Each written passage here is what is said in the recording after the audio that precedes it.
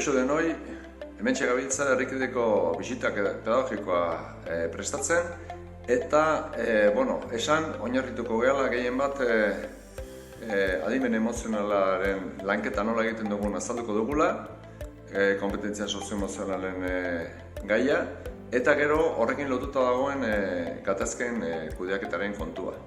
Adostokien erabilera nola egiten dugun azalduko dugu, importantea da. Kontua hau eskola baten jartzea oso erreza da, baina benetan funtzionatzea hor dago koxka edo sekretu.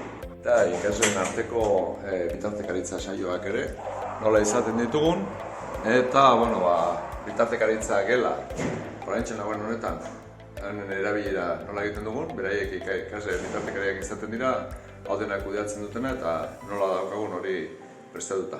Hoxe izango da pixka bat oinarri bezala gure bisita pedagogikoan erabili ahal izango duguna, edo ikusi ahal izango duguna.